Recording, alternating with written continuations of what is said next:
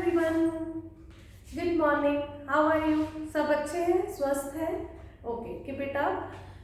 Welcome to my YouTube channel Explore English with Seed. Don't forget to like, share and subscribe my channel. So in last video we have covered prepositions. So today we will start a new topic, and the new topic is reported speech, narration or direct or indirect speech. अब इसको समझने का हमें क्या एक simple सा logic है. अगर कोई मैसेज कन्वे हुआ, फॉर एग्जाम्पल मैं आपको कुछ मैसेज कन्वे कर रही हूँ और आपको किसी थर्ड पर्सन को जाके वही मैसेज बताना है.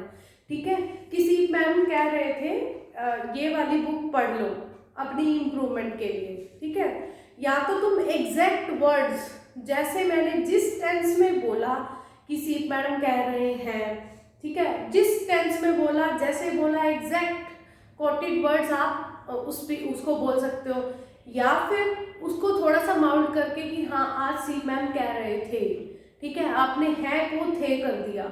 ठीक है, तो दो वेज होते हैं, या तो हम डायरेक्टली वही वर्ड स्पीकर के कोट कर दें, या हम उसको चेंज करके अपने वर्ड्स में कर लें. ठीक है, तो एक सिंपल सा लॉजिक यही समझना है. डायरेक्ट स्पीच क्या होती है? When we quote the exact words of the speaker. और इनडायरेक्ट जब हम उसमें स्लाइड सा चेंज कर देते हैं. Let's take one example. The man said I am a doctor. अब man said I am a doctor, उस पर्सन ने कहा कि मैं एक डॉक्टर हूँ. कोटेड वर्ड्स है ये उसके स्पीकर के. Now the man said that he was a doctor. अगर हमने इसको चेंज करके किसी और को बता रहे हैं तो हमने उसमें थोड़ा सा चेंज कर दिया. ठीक है, so in the first sentence the actual words of the speaker are given. This is called direct speech. In the second case the words of the speaker are reported. उनको रिपोर्ट किया गया है अपनी language में. So this is called indirect speech और reported speech. ठीक है, इसको हम नरेशन भी कहते हैं, रिपोर्टेड स्पीच भी कहते हैं, डायरेक्ट और इनडायरेक्ट स्पीच भी कहते हैं. बहुत ही ज्यादा इंपॉर्टेंट टॉपिक है ये ग्रामर का. So listen it with full attention. अब इसमें हमें जब हम डायरेक्ट को इनडायरेक्ट में चेंज करते हैं, देयर आर सर्टेन रूल्स जो हमें फॉलो करने होते हैं. देखो, ग्रामर जो होती है उसमें कुछ ना कुछ रूल्स होते हैं. रूल्स के अकॉर्डिंग ही पूरी ग्रामर है जो वो डिजाइन की गई है, चाहे वो हिंदी है चाहे इंग्लिश है, कोई भी लैंग्वेज की ग्रामर होती है. ठीक है, so we have to follow that certain set of rules. So इसके रूल्स क्या हैं? सबसे पहले हमें ये देखना है. तो the verb introducing the actual word of the speaker is called reporting verb. दो चीजें होती हैं, रिपोर्टिंग वर्ब होती है, रिपोर्टेड स्पीच होती है. जो इन्वर्टेड कोमा से पहले वाली चीज है उसको कहते हैं रिपोर्टिंग वर्ब. जो इन्वर्टेड कोमा से पहले means the verb introducing the actual word of the speaker.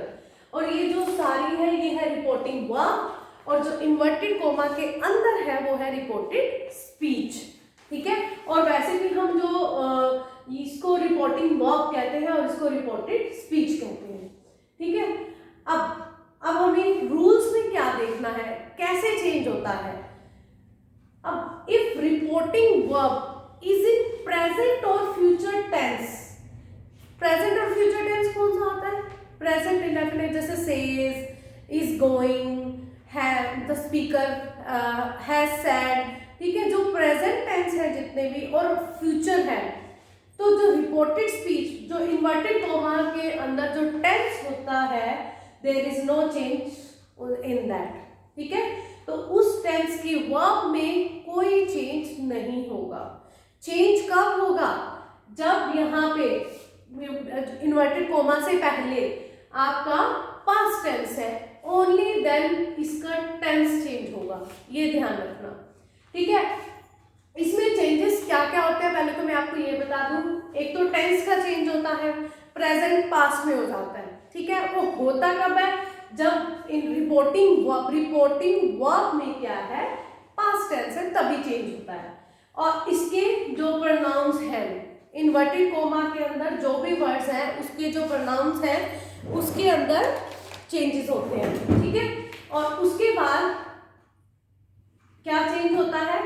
कुछ एडवर्ब्स होते हैं. ठीक है, जैसे now, then, these, those, adverbs में चेंज होता है, वो चेंज कर दिया। और मेन बात, हमें इन्वर्टेड कॉमास को हटाना है, क्योंकि अब हम उसको चेंज कर रहे हैं, उस स्पीच को इनडायरेक्ट कर रहे हैं। तो इन्वर्टेड कोमा तो काम में नहीं। इन्वर्टेड कोमा कहाँ लगता है? जहाँ पे एग्जैक्ट नरेटर के वर्ड जो है होते हैं। आपने कई बार बुक्स में देखा होगा, कोई भी चैप्टर होता है, उसमें अगर किसी कैरेक्टर ने कुछ कहा है तो उसको इन्वर्टेड कोमास में रख देते हैं, ठीक है। इनको हम कोटेशंस भी कहते हैं इंग्लिश लिटरेचर में। कोटेशन मीन्स जो एक्चुअल स्पीकर्स ने जो बोली हुई है वो होती है कोटेशंस, ठीक है। जब हमें वो रखना ही नहीं, हमें उसको डायरेक्ट में बोलना ही नहीं, इनडायरेक्ट, तो इन्वर्टेड कोमा को कोई काम नहीं है। अब इन्वर्टेड कोमा हटा के हमने करना क्या है? हमें कंजंक्शन दैट का यूज करना है। कौन से दैट कहाँ पे यूज करना है? जो अफर्मेटिव और नेगेटिव सेंटेंस होते हैं, इंटेरोगेटिव सेंटेंस में मैं बता दूंगी कि कैसे चेंज करते हैं। उसमें हम आस्क और इफ का यूज करते हैं, ठीक है। तो ये वाले रूल्स हैं, हम वन बाय वन इनको डिस्कस करते हैं, ठीक है। तो सबसे पहला रूल ही हम देखते हैं, इफ द रिपोर्टिंग वर्ब, अगर रिपोर्टिंग इन्वर्टेड कोमा से पहले वाले वर्ड्स, वो रिपोर्टिंग वर्ब होती है, वो किसमें है? प्रेजेंट और फ्यूचर टेंस में है, तो हम इसके टेंस में चेंज नहीं करेंगे, प्रोनाउंस में चेंज होगा, ठीक है। वो कैसे होगा? I will let you know now. Ananya से, एग्जाम्पल, अनन्या सेज आ गया, ये प्रेजेंट टेंस है। आई ईट अ मैंगो, ठीक है, ये हो गई तुम्हारी डायरेक्ट स्पीच, क्योंकि इन्वर्टेड कोमास में है। Ananya says that she Yeats a mango, देखो ईट का ईट्स हो गया अकॉर्डिंग टू शी, ठीक है। बट इसके टेंस में एक नहीं हुआ या हैज रिटन नहीं हुआ, हैड रिटन नहीं हुआ, तो उसके टेंस में कोई चेंज नहीं हुआ। क्यों नहीं हुआ? क्योंकि सेज आया और सेज इन प्रेजेंट टेंस है।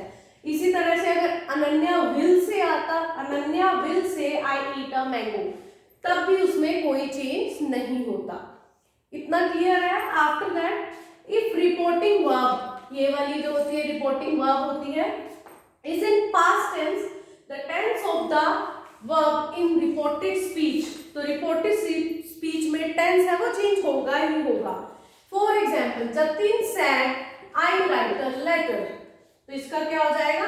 Jatin said that he write का हो जाएगा रोट, क्योंकि हम प्रेजेंट टेंस का पास करते हैं, तो राइट का हो जाएगा रोट अ लेटर। अब टेंसेस में कैसे चेंज होता है? That I will let you know later on. जो प्रेजेंट इंडेफिनिट है, पास्ट इंडेफिनिट में चेंज होगा, इज एम आ रहा है वॉज वर में चेंज होगा, हैज हैव है हैड में चेंज होगा, ठीक है।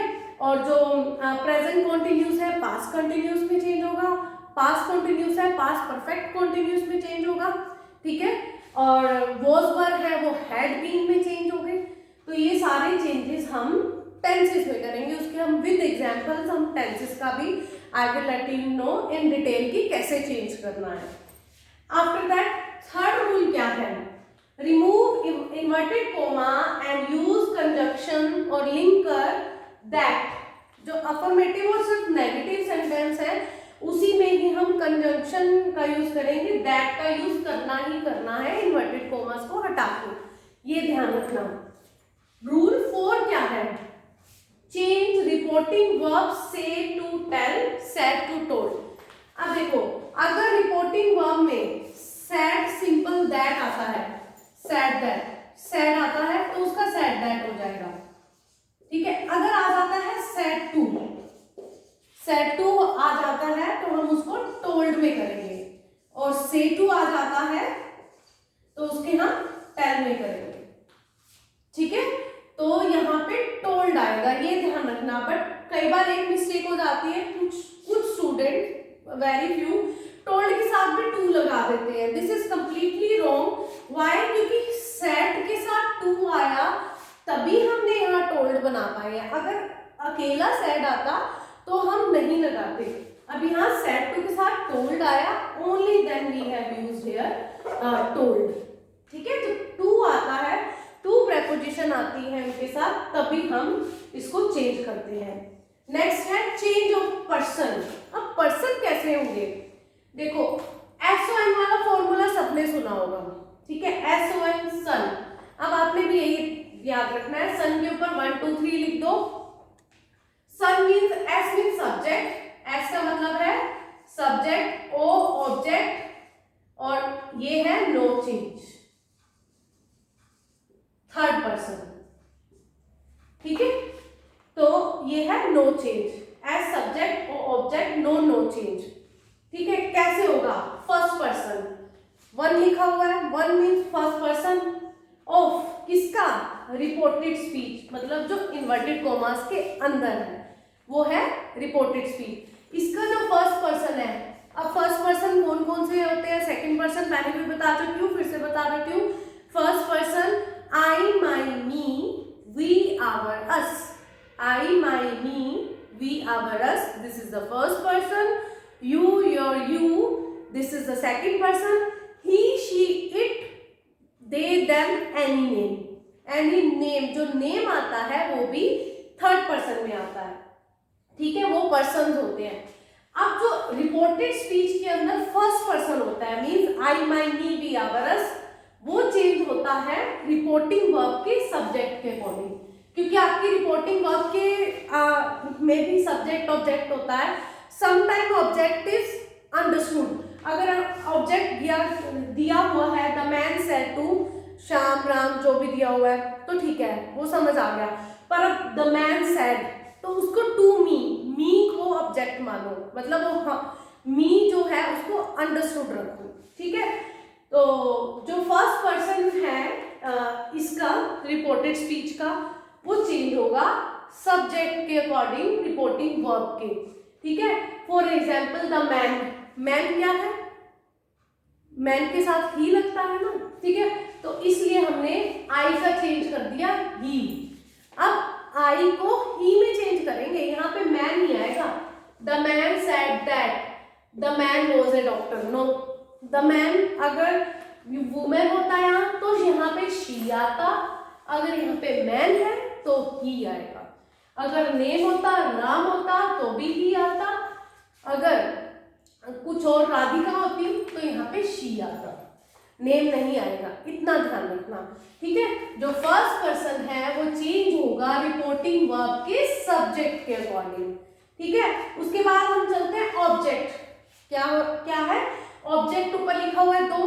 ठीक है, मीन्स ऑब्जेक्ट जो चेंज होगा, जो सेकंड पर्सन है, किसका ऑब्जेक्ट? रिपोर्टिंग वर्ब का। अब यहाँ पे कोई भी ऑब्जेक्ट नहीं दिया हुआ। ठीक है, तो आपको एक एग्जांपल देती हूँ।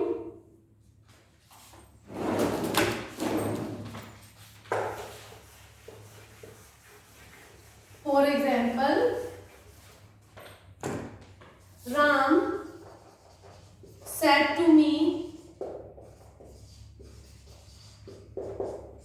I am going to the market.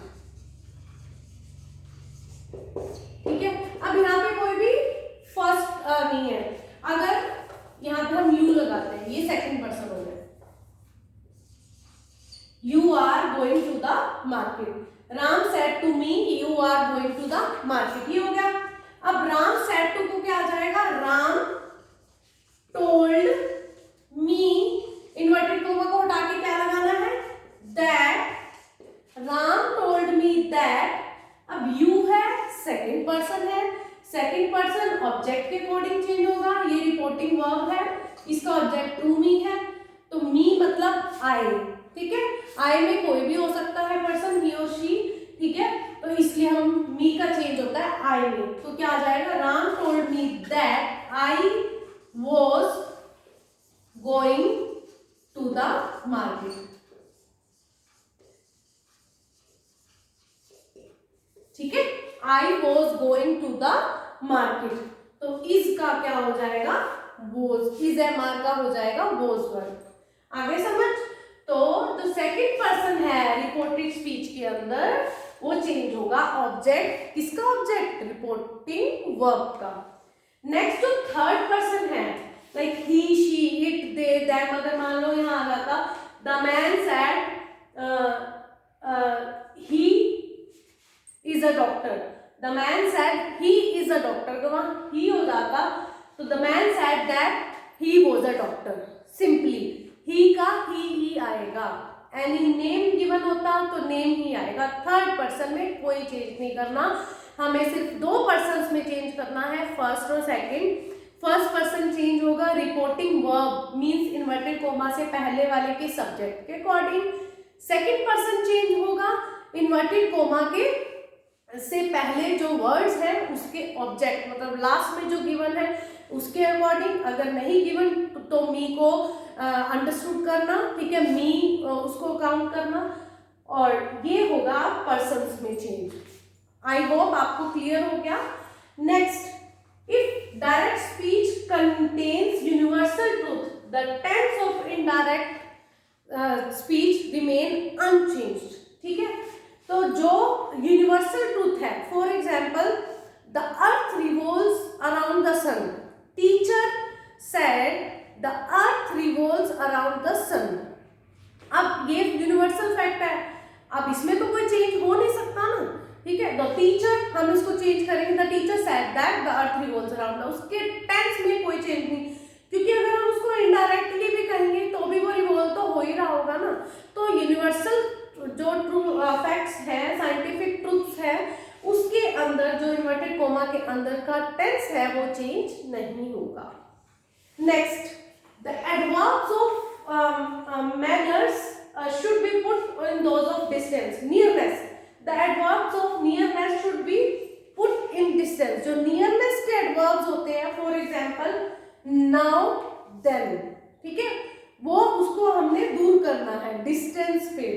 now then, here there, this that, these those, hence thence, ठीक है, ago before, thus so, today that day, tonight that night, last night the previous night, yesterday the day before yesterday, the previous day, और the day before the previous day। अगर tomorrow आ जाए the following day, और तो next day और next week आ जाए the following week, ठीक है। तो इनको भी हमने जरूर चेंज करना है। It is must to change the adverbs of nearness, उसको distance पे करना है, हमें दूर करना है, ठीक है।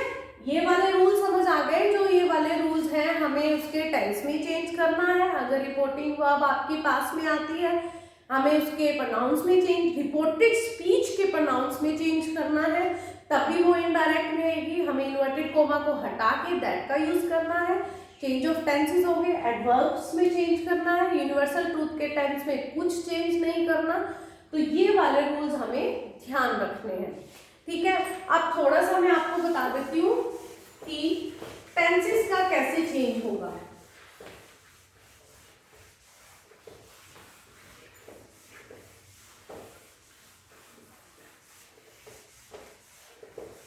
इतना स्पेस इज सफिशिएंट, ठीक है। जो इज एम आर है, इनका एग्जाम्पल के साथ मैं डिटेल में नेक्स्ट वीडियो में आपके साथ डिस्कस करूंगी, वॉज वर्ब में हो जाएगा, ठीक है। अब डू डज है, वो डिड में चेंज हो जाएगा। प्रेजेंट इंडेफिनिट टेंस है, वो पास्ट इंडेफिनिट टेंस में चेंज हो जाएगा, ठीक है। प्रेजेंट कॉन्टिन्यूस है, वो पास्ट कॉन्टिन्यूस में हो जाएगा। उसके बाद प्रेजेंट परफेक्ट है, वो पास्ट परफेक्ट में हो जाएगा। और जो पास्ट परफेक्ट है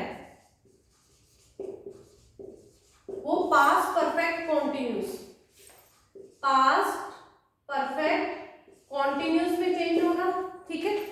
और जो मॉडल्स हैं, विल शैल वुड शुड में चेंज होगा, वुड और शुड में, और कैन कुड मे माइट, ठीक है, एक्सेट्रा। तो इस अकॉर्डिंग इनके टेंस जो है वो चेंज होंगे, ठीक है बेटा।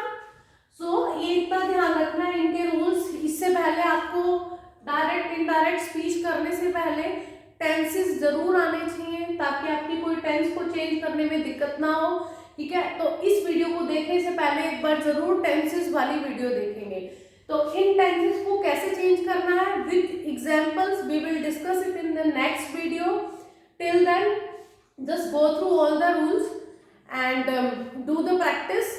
So we will meet in the next video.